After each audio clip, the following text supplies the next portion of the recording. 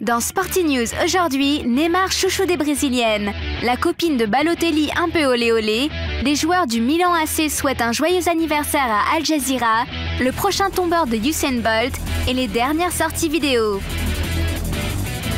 Neymar, footballeur préféré des Brésiliennes. Le joueur de Santos est arrivé en tête d'un sondage commandé par la presse brésilienne. 8235 femmes ont participé à ce vote. Neymar arrive en tête de liste avec 28,8% des voix. Deuxième de ce classement, Ronaldinho a recueilli 25,5% des suffrages. Le meneur de jeu du Real Madrid, Kaka, lauréat en 2010, complète le podium. C'est tout le business Neymar qui est ici mis en lumière. Du haut de ses 21 ans, le joueur est déjà une star planétaire et une icône de la pub. Mais il y a un bémol, Neymar n'a pas totalement convaincu les hommes qui ont massivement voté en faveur de Ronaldinho. Si l'opération séduction fonctionne avec les femmes, Neymar devra faire mieux que de poser en caleçon pour toucher les hommes au Brésil.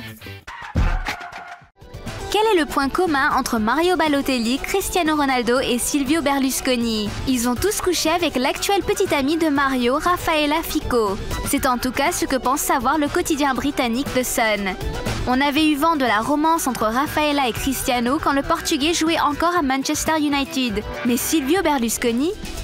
D'après The Sun, Raffaella Fico aurait participé à des soirées Bunga Bunga, ces fameuses orgies organisées par le président du Conseil italien. Le passé de la jeune femme ne joue pas en sa faveur. Star d'une émission de télé-réalité en Italie, Raffaella Fico avait fait la une de la presse à scandale en 2008 pour avoir mis à prix sa virginité. Pour $1 million, n'importe qui pouvait s'offrir une nuit avec la belle. Apparemment, Mario Balotelli se fiche du passé tourmenté de sa compagne. Mais on finirait presque par le plaindre, le pauvre. La chaîne de télévision Al Jazeera Sport a fêté ses 8 ans. Lancé en 2003, le canal qatari compte aujourd'hui plus de 40 millions de téléspectateurs. Parmi eux, des stars du ballon qui ont souhaité un joyeux anniversaire à la chaîne. On retrouve Messi dans un style simple et efficace et Kevin Prince Boateng en chanson avec ses potes du Milan AC, Pato, Robinho et Thiago Silva. Suivez le meilleur du sport sur Al Jazeera, un très joyeux 8e anniversaire Al Jazeera Sport.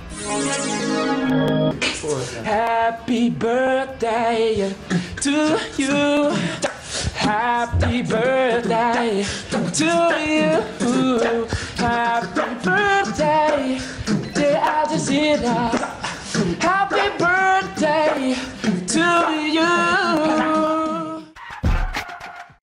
Sébastien Bassong, Alex Song, Sir Les Ferdinand, Paul Elliott, ce sont quelques-unes des personnalités croisées à la remise des Blacklist Awards 2011, qui ont eu lieu à Londres le 26 octobre et qui récompensaient des footballeurs noirs évoluant en Angleterre.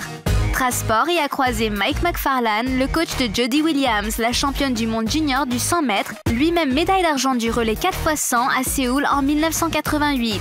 L'occasion de lui demander ce qu'il pensait d'Usain Bolt, roi du sprint attendu au JO de Londres en 2012. Je connais très bien son coach et il travaille très dur, ce qui est très bien parce que beaucoup de gens qui ont du talent se reposent sur leur talent. Et d'après ce que je sais, Usain s'entraîne dur, il est très concentré et il a les aptitudes, donc...